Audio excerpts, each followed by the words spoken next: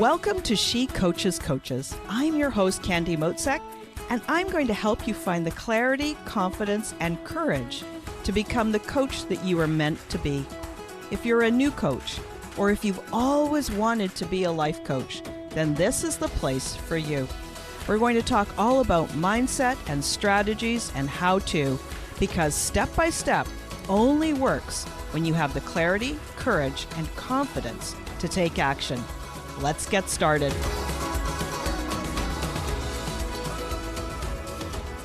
Hi, friend, and welcome to this episode. I am so glad you're here. So let me ask you this question. Are you a problem solver? Do you find that you spend a lot of time thinking about your problems, dissecting them, analyzing them, considering ways to solve them? You might be thinking, I don't know what my niche is, or I can't start signing clients until I know who I help, right? Or how will I get clients? Like, how specifically will I get them? Or where exactly do I start? Like, how do I do this? Now, you may pride yourself on being a deep thinker or super analytical, and that is an amazing skill for you to be able to use your brain in that way. But I want to lend you another perspective here as well. Now, back in episode 33, called Grow Your Coaching Business Like a Garden, I spoke about how it helps to think of your coaching business like a garden. You want to create a good foundation, good nutritious soil, carefully plant those seeds, water and nurture those little seedlings, and reminding you that the aim is to create a garden or a coaching practice filled with all kinds of amazing vegetables and fruit that you will harvest in good time. And those are all the amazing clients that are going to come and work with you in good time. So let's think about problems. And every time I think about a problem, sometimes it has this feeling of a little bit of nervousness. A problem could be a little pocket of fear. Now, fear in and of itself is not a problem. It's a completely natural emotion, and we listen to it, and then we can choose the best course of action. Sometimes we might want to hang back. Sometimes we might just acknowledge that we're feeling the fear and do it anyway. Now, some of these fears are the way your brain tries to keep you safe from moving forward, right? If your brain says, oh, you must have a niche completely figured out before you can have clients, then you're going to spend a lot of time focusing on finding your niche instead of getting out there and coaching people and letting your niche find you. The more you coach, the more you're going to find your groove. And then you're going to discover what you like to coach on most. And voila, you will have discovered your niche. But if you allow your fear to hold you back, you'll never discover it in the same way. Makes sense, right? I'd like to go back to this metaphor of the garden. Sometimes your brain wants to keep you tangled up in fear and all the busyness, and it's like it's taken seeds, weed seeds, like a package of weed seeds, and sprinkled them all over your magnificent garden. And as those weeds sprout, here's you, here's me sometimes too, looking down at the ground, looking away from your plants that are growing. And you're tempted to start plucking every single little weed. And in the middle of doing that, plucking every weed, looking everywhere where you might find one, looking down at the ground, you're forgetting that you're actually growing a magnificent garden. And that the aim is to grow a garden and harvest it and not to be on your hands and knees in the weeds.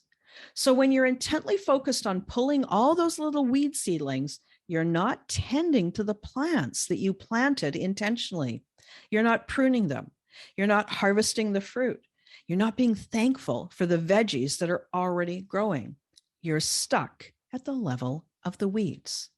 You're lost in those little problems and forgot that your vision is to grow a crop, a harvest of amazing vegetables. Now, of course, every garden is going to have weeds, but where are you looking? Are you looking at the problems, the weeds, or are you looking at your vision, your dream, the amazing crop of vegetables that you're growing? Of course, you do need to solve some problems and keep the weeds under control, but not at the expense of tending to your harvest. Focus on the solution, on the goal, on your vision of a magnificent garden instead of always being down on your hands and knees trying to pick up every single microscopic weed. Now, if you're listening and you realize that maybe, just maybe, you sometimes get stuck in the weeds and you're not sure how to get out, here's what I recommend. Stand up. Yeah, literally, if you can right now, physically stand up and take a deep breath. Get grounded and centered in your body. Focus and feel your feet on the ground. Feel the energy moving through your body.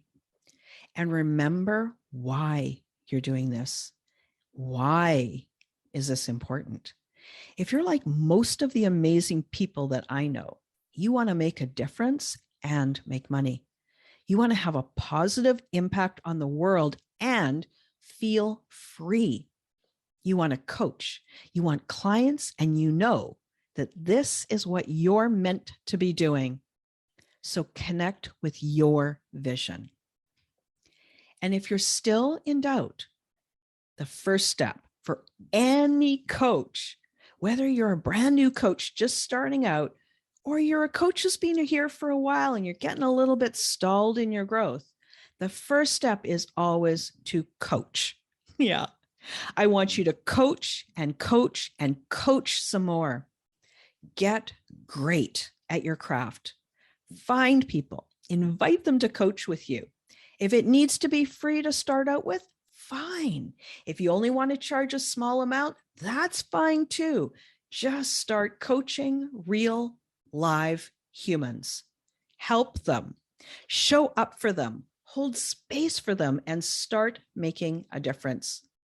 And you're going to find pretty soon that some of those little problem weeds are just going to solve themselves.